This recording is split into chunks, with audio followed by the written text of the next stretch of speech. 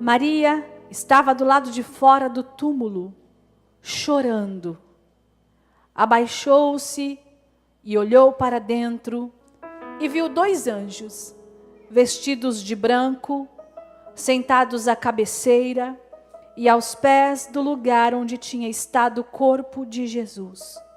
Os anjos lhe perguntaram: mulher, por que você está chorando? Ela respondeu: porque levaram o meu Senhor e não sei onde o colocaram. Então, ao virar-se para sair, viu alguém em pé. Era Jesus, mas ela não reconheceu. Mulher, por que você está chorando? Perguntou ele. A quem você procura? Pensando que fosse o jardineiro, ela disse: se o Senhor o levou embora, diga-me onde o colocaram e eu irei buscá-lo. Maria, disse Jesus. Ela voltou-se e olhando para ele exclamou: Rabone, que em aramaico quer dizer mestre. Jesus lhe disse: não me segure, porque eu ainda não subi para o meu Pai. Mas vá procurar meus irmãos e diga-lhes: eu vou subir para meu Pai, e também Pai de vocês, para o meu Deus e também o Deus de vocês. Maria Madalena encontrou os discípulos e lhes disse: vi o Senhor. Então contou tudo o que Jesus havia lhe feito. Amém? Você pode se assentar nessa noite, louvando ao Senhor. Queridas, quando a pastora Miriam nos fez o convite, falou conosco, falou desse tema, desde então, vez ou outra nós falávamos lá no WhatsApp e nós estávamos sempre conversando sobre o quanto nós estávamos orando por essa noite. Essa é uma história, é uma das histórias mais lindas da Bíblia Sagrada. Os evangelhos falam desse momento da ressurreição com diversos detalhes que você vai passando por eles e vai colhendo um pouquinho em cada evangelho. Quando nós olhamos para o capítulo 20 de João, há tantas coisas aqui que fazem o nosso coração estremecer. A Bíblia diz que era o primeiro mês, era o primeiro dia da semana. E era comum que as mulheres ficassem encarregadas de ungir o corpo dos seus mortos, segundo a tradição deles. E Maria Madalena foi ao túmulo para fazê-lo. E quando ela chega ao túmulo onde Jesus havia sido sepultado, a pedra está removida. E nos primeiros versículos do capítulo 20, a Bíblia diz que ela volta correndo, encontra Simão, Pedro e o outro discípulo, aquele a quem Jesus amava. E ela começa a gritar: tiraram do túmulo o corpo do meu Senhor. Tiraram do túmulo o corpo do nosso Senhor. Fizeram atrocidades, cometeram vandalismo. Eles vilipendiaram o túmulo. E ali se instaura um terror entre aqueles que estão já consternados e tristes por conta de tudo que está acontecendo. Ela encontra Pedro. Pedro viu Jesus passando, sendo levado pelos soldados, carregando uma cruz pesada. João, quando chega ao lugar onde essa cena está acontecendo, ele entra, porque as pessoas o conhecem. Mas Pedro não pode entrar. Pedro fica do lado de fora. João era mais jovem, Pedro era mais velho. E a Bíblia diz que foi necessário que, nós entendemos, segundo as Escrituras, que foi necessário que Pedro ficasse do lado de fora, porque havia uma palavra sobre ele que se cumpriria ali. A Bíblia diz que alguém olha para ele e diz assim: você é um deles? E ele diz: não, não sou. A profecia de Jesus a respeito da negação dele, 3 vezes antes que o galo cantasse, está se cumprindo naquele momento. E aí alguém cerca ele e insta com ele, dizendo: você é um deles, eu percebo. E ele diz: não, já disse que não sou. Sim, você é um deles, eu vejo, eu percebo que você é um deles. E quando ele nega pela 3ª vez, e então tudo acontece. A Bíblia diz que ele levanta os olhos dele com os olhos de Jesus se cruzam, e ele chora amargamente. Diante de tudo isso, eles veem o corpo de fato tombar na cruz. Ele vai ser sepultado como mortais que eles também são. E na hora da dor, nós esquecemos das promessas. Em tempos de dor, nós esquecemos das palavras proferidas a nosso respeito, ditas a nosso respeito, não só nas Escrituras, mas também através dos profetas de Deus. Eles haviam andado com o próprio profeta. Eles estavam com o próprio Deus. Eles haviam caminhado com o Filho de Deus, que foi dizendo a eles tudo o que aconteceria. Em Mateus capítulo 16, Jesus diz: olha, eu vou ter que ir a Jerusalém, e lá eu padecerei muitas dores. Há um outro momento em que Jesus diz: como Jonas passou 3 dias no ventre de uma baleia, acontecerá que também o Filho do Homem passará 3 dias no seio da terra, mas ressuscitará ao 3º dia. Mas em tempos de dor, nós esquecemos das promessas, nós esquecemos das palavras de bênção proferidas a nosso respeito. É interessante, meninas, que em especial na infância, nós ouvimos tantas coisas boas. As mães, a gente brinca que elogio de mãe não vale, né? Porque as mães olham o filho, às vezes, o ranhozinho descendo verdinho assim, a cara cheia de meleca, cheia de sujeira, e a mãe fala: oh, coisa linda da mamãe, meu Deus, sem dente, banguela. E ela fala: ah, que janelinha mais linda do mundo, Jesus. A gente ouve tanta coisa boa na nossa infância. Você é uma bênção. Perdão. Filha, você é linda. Filha, como você é inteligente. Aprendeu a fazer a letra A. Uau, que lindo. Mas num determinado dia, alguém olha pra gente e diz: branquela, parece um rato branco. E é isso que a gente quer guardar. Eu me lembro que uma das falas sobre a minha pessoa, porque eu era assembleana, só ia de saia na escola, Deus esqueceu de pôr cor em você? Ou ele esqueceu de pôr cor na sua perna? Nós ouvimos coisas que parecem anular todo o resto. Cabelo duro, burra e tantas outras coisas. E a gente fica com o que é sobre o nosso cabelo, com o que é sobre a nossa pele, com o que é sobre uma resposta que a gente não soube dar. E alguém disse: você é burra, branquela, leite azedo, rata branca. E tantas outras nomenclaturas que de acordo com com os nossos traços vão sendo inventados para nós. 4 olhos, se usa óculos. Se há algum problema, então, sistêmico. Se há algum problema no corpo, se há alguma debilidade, alguma condição especial, a criança entra num quadro tão grave de bullying que ela diz: eu não quero mais ir à escola. Havia um garoto com problema na perna na minha sala da 3ª série. A mãe o tirou da escola. Porque nós temos a natureza de nos apegarmos àquilo que dói. A gente esquece todo o resto. Linda, você é uma bênção, você vai ser uma missionária, você é a princesa do papai, você é a princesa do papai. Mas algum dia alguém num relacionamento diz: você não serve para mim, você não faz o meu tipo, não, acho que não era o que eu esperava. E todo o resto é anulado. Não foi diferente com os discípulos. Eles andaram com Jesus, eles viram Jesus. Jesus testificou de milagres, mostrou o seu poder, disse inúmeras vezes que ressuscitaria. Mas eles estão desesperados, porque no dia da dor, nós nos apegamos à dor, à impossibilidade, à falta de fé, à falta de esperança. Olhamos para o céu cinza e queremos acreditar que isso é o veredicto sobre nós. Os discípulos estão assim.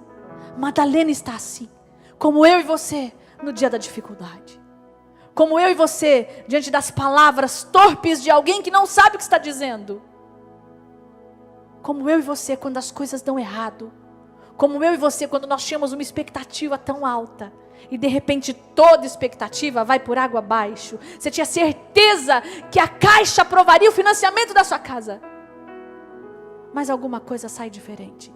E a resposta é um não. E você desaba, esquecendo que o Deus que você serve é o dono do ouro, da prata, do universo, das estrelas. E tem mais, se não der certo nessa vida, está construindo uma mansão para você na eternidade. Nós nos apegamos à dor. Nós nos apegamos àquilo que nós somos, poeira. Porque a Bíblia diz que Ele olha para nós e se lembra que nós somos pó. Pó se une com pó.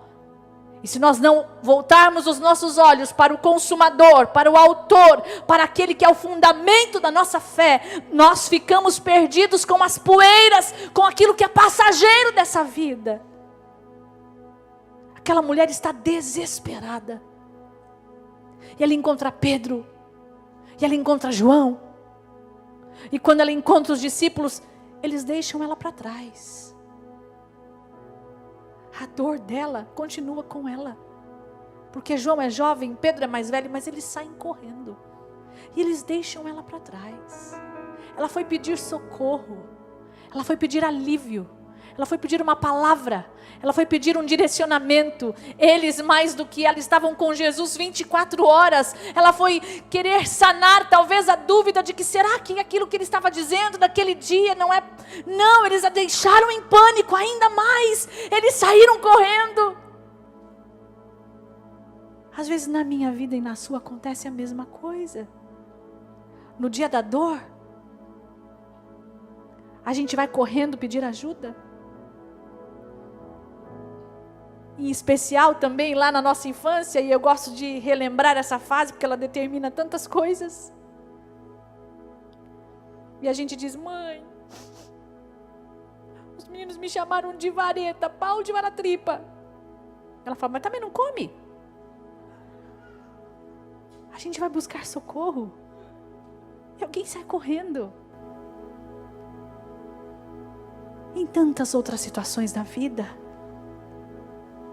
a gente vai buscar socorro às vezes no esposo, mas ele não tem as palavras de vida eterna. Para onde iremos nós, se só o Senhor tem as palavras de vida eterna? A gente vai buscar às vezes socorro na medicina, mas eles não têm nem vida direito para nos emprestar. Estão correndo atrás de medicações, de soluções, de saída. Para onde nós iremos, se o dono da vida é aquele que habita em nós? Nós vamos buscar saída em humanos. Mas eles vão sair correndo, porque eles têm as suas próprias dores, os seus próprios afazeres, os seus próprios dilemas, as suas próprias demandas. É por isso que ele vai lembrar, ei filha, quando você precisar de socorro, quando você quiser ajuda, entra no seu quarto, fecha a porta, fala comigo, porque eu dou jeito para você. Eu dou jeito. Os discípulos saem correndo. E a Bíblia diz que algo interessante acontece. Porque um corre mais rápido. João, mais novo, corre mais rápido. Entra no sepulcro aberto, olha e sai. Pedro, que chega depois, entra, olha e começa a observar. Os lençóis estão arrumados. O lençol que envolvia o corpo do Messias está estendido.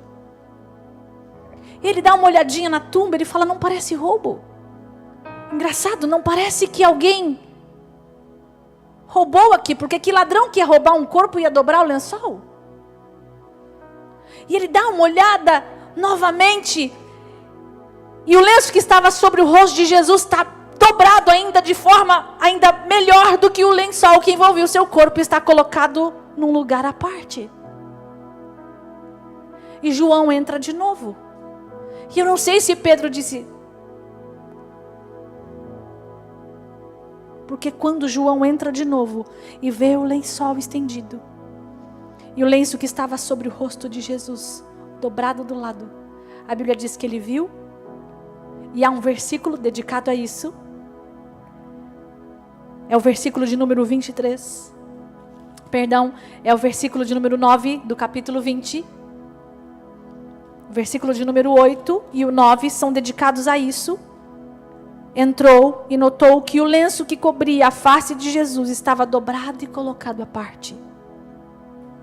E o discípulo que havia chegado primeiro ao túmulo também entrou e viu e creu. Entrou e viu e creu. E há uma explicação, pois até então não haviam entendido as Escrituras, segundo as quais era necessário que Jesus ressuscitasse dos mortos. Ele entendeu. Pedro entendeu. Ele ressuscitou. João entendeu. Ele ressuscitou. Há muitas explicações para isso, cada frente vai explicar de uma forma. Há uma tentativa de explicação dizendo que o lenço dobrado significava o que acontecia entre o Senhor e o amo. Se o Senhor fosse continuar jantando, ele colocava o lenço embolado. Se ele tivesse terminado, ele limpava e jogava o lenço. Mas se ele não tivesse terminado ainda e saísse da mesa, ele dobrava delicadamente para que o servo que estava a postos entendesse que ele voltaria. Então, talvez olhando, eles tenham entendido, ele vai voltar. E se lembraram que ele disse que ressuscitaria. Há uma outra frente que vai dizer que, como um carpinteiro habitando no deserto, ele trabalhou com carpintaria até os 30 anos. Seu ministério foi exercido em 3. Ele ia serrando a madeira, lixando, trabalhando, passando formão. E a poeira ia levantando. Ele morava numa região desértica, o sol estava a pico. O suor estava descendo, o dia ia esquentando.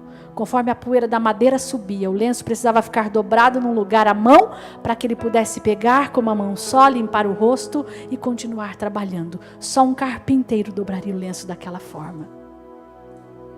Nenhuma dessas teses é comprovada.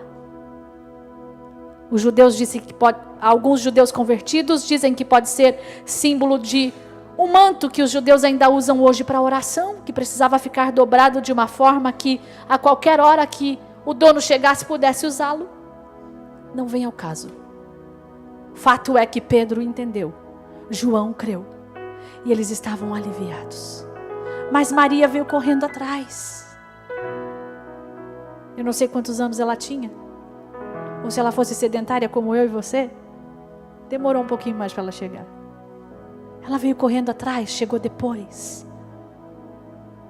João já tinha crido, já tinha entendido. Pedro já tinha crido, já tinha entendido. Mas ninguém diz nada para ela. Ninguém explica para ela. Ninguém mostra o lenço dobrado para ela. Sabe por quê? Tem processos que são seus. Tem processos que são seus. Tem coisas na vida que é você que vai passar. Todo mundo entendeu. O de fulano está resolvido, o de ciclano está resolvido. Na vida daquela irmã deu certo. Ali também deu certo, Senhor. Tem processos que são seus. Parece egoísmo do outro, que já passou, que venceu, que tem as estratégias, mas não diz nada, não estende a mão. Quando você diz, irmã, pelo amor de Deus, conversa comigo, me manda uma oração, você já passou pelo mesmo processo que eu, fala comigo. Ela não visualiza o WhatsApp. Porque se ela visualizou, o dela é para não notificar você que ela visualizou. Ela está correndo tanto. E Deus está segurando a mão dela, porque Ele está dizendo, não vai escrever, porque o processo dela é entre mim e ela. É entre mim e ela. É entre mim e ela. E começa um desdobramento interessante, porque imagine. A pastora Miriam correndo com o Tiago e pastor Gilson. No meio de um problema muito difícil. Alguém disse a ela que a filha, Aline, sofreu um acidente e a situação é grave. E quando ela avisa o genro e o marido, vamos colocar o genro na história, vai ficar mais interessante. Eles saem correndo e deixam ela para trás. E quando eles chegam lá, eles recebem a notícia: não foi nada. Não foi nada, não, contaram uma história, não é nada disso, imagina, ela só arrancou uma lasquinha do dedão do pé, ela está bem, está tudo bem, não foi nada. Ah, é? De repente eles recebem uma mensagem: pai, estou bem, estou aqui no PS. Só que ela chega e eles não dizem nada, e ela vê o sangue do dedão, e ela vê a moto arrebentada. Como é que ela fica? Como você fica? Como Madalena fica? Sozinha, abandonada, sem entender, desesperada, desolada, perdida, Como é que você entrou aqui nessa noite? Que dor você está trazendo? Qual é a pergunta que você tem feito e tem estado sem resposta? Por que sua alma chora? Qual é o desespero do seu coração? O que foi que te disseram? O que foi que você viu? O que foi que você interpretou? Porque aqui é um problema de interpretação. A memória daquele Cristo que avisou tantas vezes: eu não vou ficar lá. Não se esqueçam, eu vou ressuscitar. São 3 dias. Ela está suprimida pela dor. Só que ela faz o que os discípulos fizeram. Ela faz o que os discípulos fizeram. Ela baixa e olha dentro. O manto estendido continua lá. O lenço dobrado continua lá. Mas porque com você é diferente, Deus acrescenta 2 anjos lá. Deus acrescenta 2 anjos lá. Tem um sentado onde ficou a cabeça de Jesus. Tem outro sentado onde ficou o pé de Jesus. Porque quando você não estiver entendendo, Ele desenha para você entender. Ele desenha. Quando você não estiver entendendo, Ele desenha para você entender. Há muitos anos atrás, eu já não sei mais quantos anos fazem, existia um programa no SBT, chamado Qual é o Seu Talento? E de tantos meus tios insistirem, nós nos inscrevemos naquele programa. E fomos eu e o Mateus, nós não tínhamos carro, era um dos nossos primeiros anos de casados. Ele nos levou em São Paulo. E nós passamos o dia esperando, porque são centenas de pessoas, eles gravam todo mundo, para depois escolher quem vai ao ar. Quando chegou a nossa vez, eram 10 horas da noite, né, amor? Mateus montou o teclado. Eu peguei o microfone para fazer o que eu faço desde 2 anos e meio. Na certeza de que, se Deus me permitiu chegar ali, então Ele tinha um propósito. Ia dar certo. No meu coração inocente, eu tinha 21 anos. Aquele programa me revelaria o Brasil, para que meu ministério pudesse se expandir e eu pudesse propagar o reino de Deus. Eu cantei. Nem lembro mais qual foi a primeira canção. Essa foi a segunda, né? Quando eu terminei a primeira, o Miranda olhou para mim e disse: canta mais uma para a gente ter certeza? Canto. E aí cantei a capela, né? Mestre, o vento balançou meu barco. Mestre, estou à beira de um naufrágio. Mestre, será que não vês? Será que eu vou perecer? Foi no tom certo, mas tá certo. E aí ele, tá bom, já chega. Tinha lá a Cici, ela disse: oh, que roupa linda, parece uma bonequinha. É sim!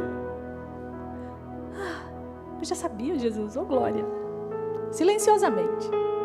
O Miranda, é sim. Tinha alguém, um outro que eu não lembro o nome, ele disse: sim. E aí? O Arnaldo Sacomani olhou para minha cara e me disse assim: não, você nem é tão boa assim. Minha resposta é não. E eu fui saindo devagar. O entrevistador pôs o microfone: e aí, me diga o que você achou. Eu disse: Deus sabe de todas as coisas, mas dentro. Ele disse: você vai dizer isso? Vai dizer isso? Oh, você calma, hein?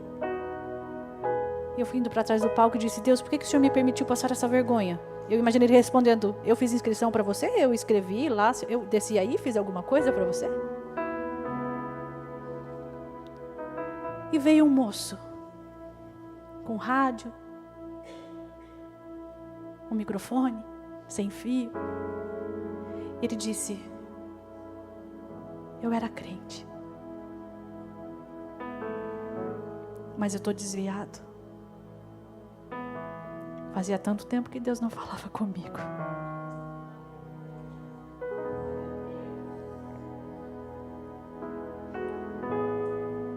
E eu continuei dizendo: Deus, eu amei, oh glória, que bom. E eu continuei: Deus, o que foi isso?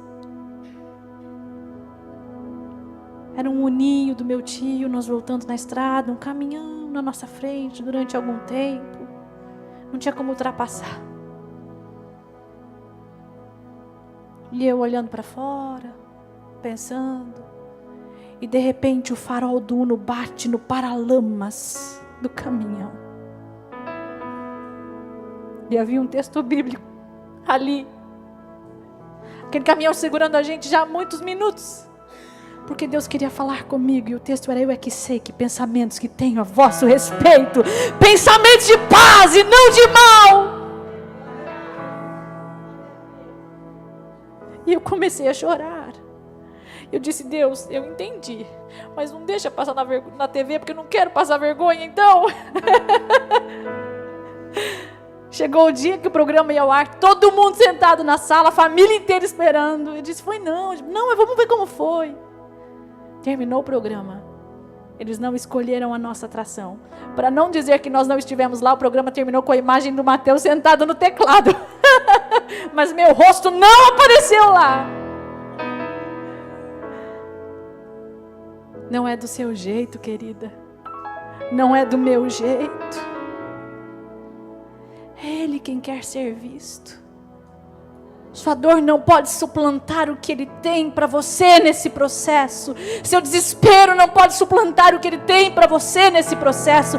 Ô Jucimária, vamos no The Voice? Não! Vamos em tal lugar? Não! Vamos fazer? Não! Para pôr vídeo no YouTube demorou quase 15 anos. Eu é que sei que pensamentos que tenho sobre você. Eu faço do meu jeito, no meu tempo, da minha forma. É como eu quero. Eu tive medo. Eu quis a vontade dele a esse respeito. A dor de hoje é para você entender que do jeito dele é mais bonito. Do jeito dele não fica confusão. Do jeito dele não tem discórdia. Do jeito dele não tem ânimo dobre. Do jeito dele é perfeito. Ela está chorando. O lenço não foi bastante, porque ela já tinha entrado lá quando saiu correndo para buscar os discípulos. O lençol não foi bastante, então Deus desenha, põe 2 anjos. Um está sentado onde ficou a cabeça, outro está sentado onde ficaram os pés. E eles perguntam: por que você está chorando? São 2 anjos perguntando para ela: por que você está chorando? Mas ela não vê os anjos. Ela não vê o lençol estendido cuidadosamente. Ela não vê o lenço dobrado à parte. Ela não vê os anjos. E grita: porque levaram o corpo do meu Senhor. E aí Jesus fala: terei que ir pessoalmente. Vou ter que ir pessoalmente. Lençol, lenço, anjo. Pai, só mais um pouquinho. Eu sei que já era para eu estar aí, mas calma. Já estou chegando.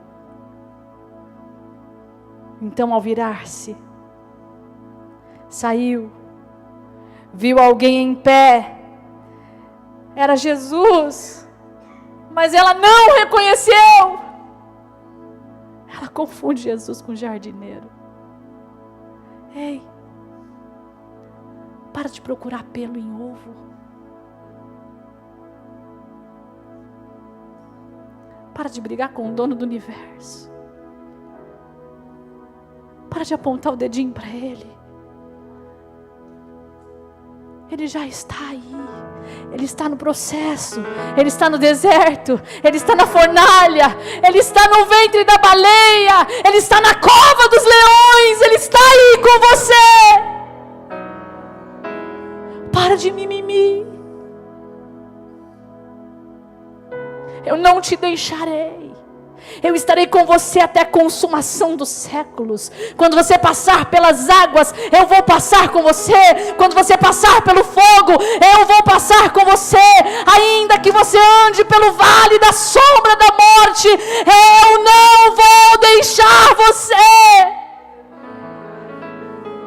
No meio da dor eu coloco o lenço dobrado para você ver que eu estou lá. No meio do desespero, o lençol está estendido de um jeito organizado para você não duvidar. Quando as coisas apertam, eu envio os meus anjos. Mas você não consegue enxergar. E a minha presença silenciosa, meu cheiro, o perfume da minha presença, vinho esmagado, eu já fui moído por você. E você fica me perguntando: onde estás? Cadê? Todo mundo consegue. A vida de todo mundo é uma bênção. No Facebook é mesmo. No Instagram também. Ninguém é feio. Tem filtro para tudo que você imaginar. Eu é que sei que pensamentos que tenho sobre você, sobre ela, sobre o casamento dela, sobre os filhos dela, sobre a casa dele, sobre a causa do outro.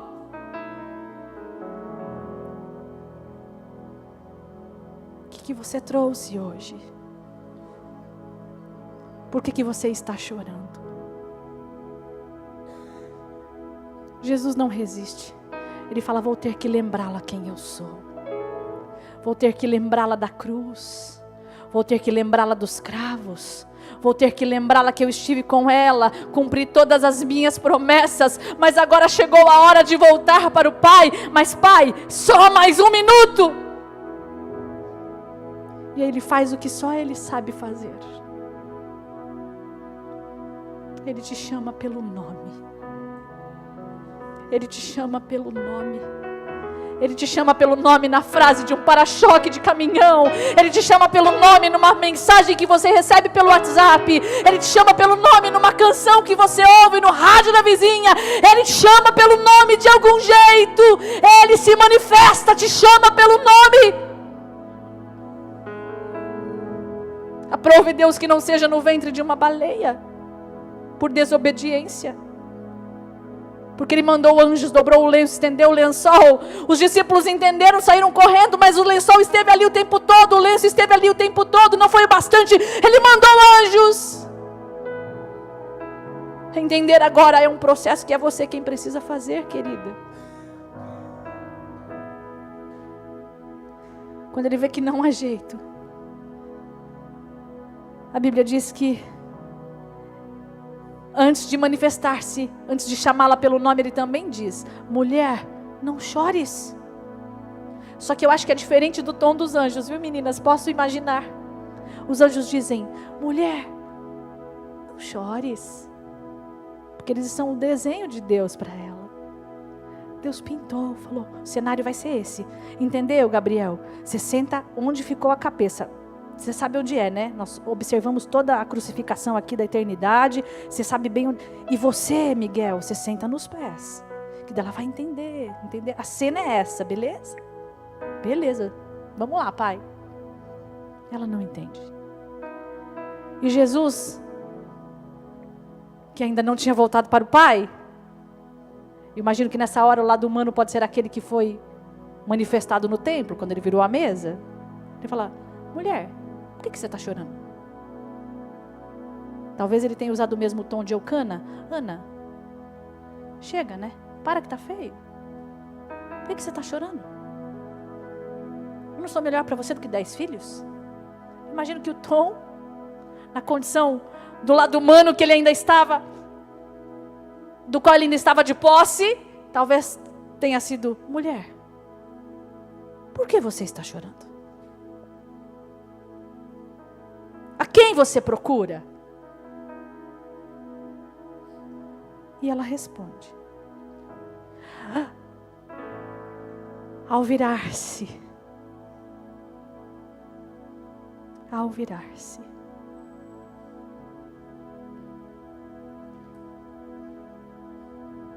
pensando que fosse o jardineiro. Ele fala com ela. E ela diz: você não viu? Se foi você, devolve. Se foi você, devolve. Não aguento mais, expliquei essa história para 5.000 pessoas. Eu não quero falar mais disso. Se foi você, devolve. Me fala onde você pôs que eu vou buscar. Tem horas que nós estamos tão imersas na nossa dor que nosso ouvido trava. Nosso ouvido tranca. A palavra está dizendo: confia, vai dar certo, não temas. Ele está contigo 366 vezes nas escrituras. Ele diz para você: estou com você, para que até no dia 29 de fevereiro do ano bissexto estou com você, não te deixo, não te abandono, não te largo, te levanto, te ajudo, te sustento. Vai ter dificuldade sim, no mundo você vai ter aflições, mas eu vou estar lá. Só que o ouvido tranca. Ela se vira, olha nos olhos dele. Devolve. Estou cansada. Já expliquei. Já falei como eu quero que seja. Devolve para mim, é responsabilidade minha. Eu fiquei incumbida de ungir o corpo dele. Devolve. E aí Jesus faz aquilo que só ele sabe fazer. Maria, Terezinha, Miriam, Cibele, ô Jucimária,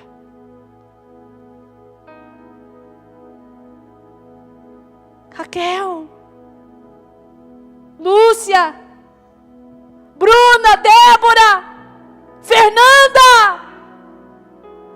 E quando ele a chama pelo nome, porque a Bíblia diz que as ovelhas conhecem a voz do seu pastor, e ele chamou você pelo nome, você é dele, do redil dele.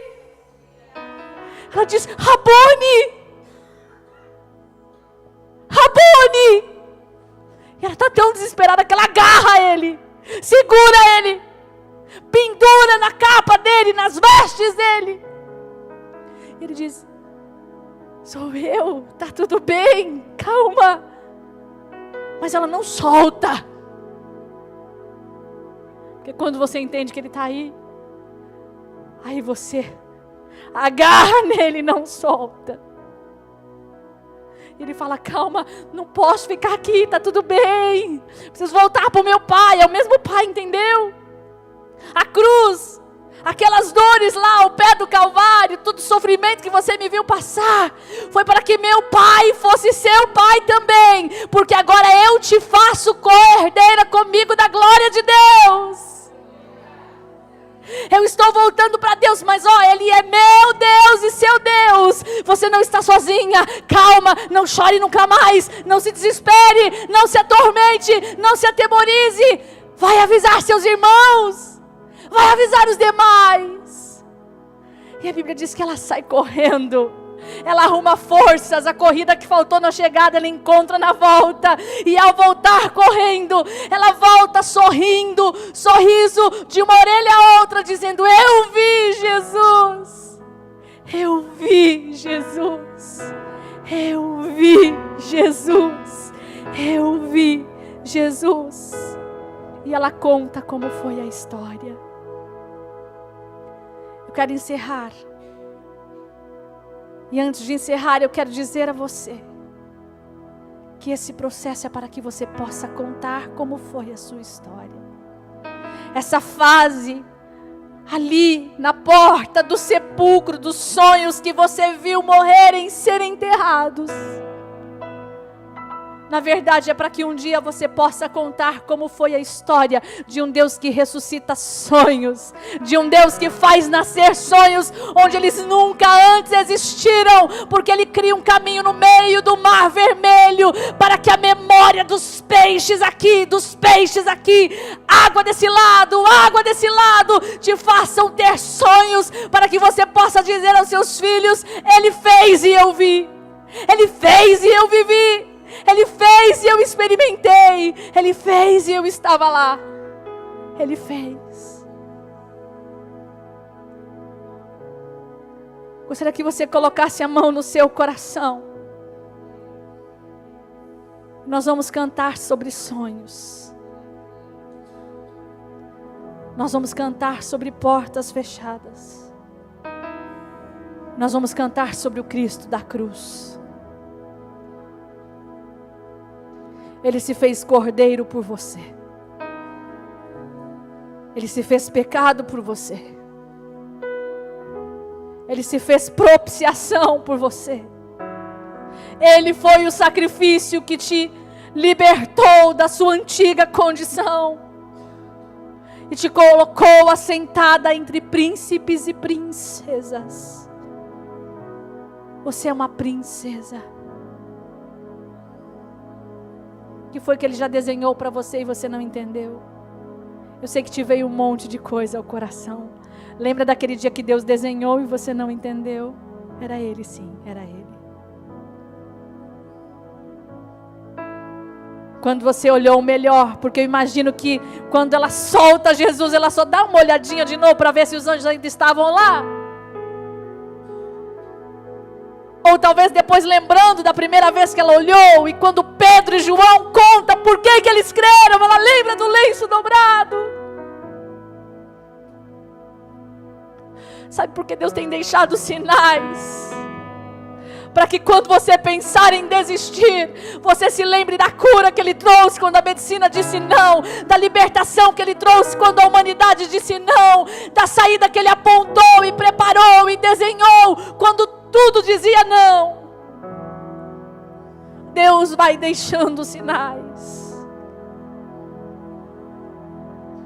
Ele não veio socorrer o povo de Israel e nem tirá-los do deserto, mas Ele se fez a nuvem durante o dia. Ele se fez a coluna de fogo à noite.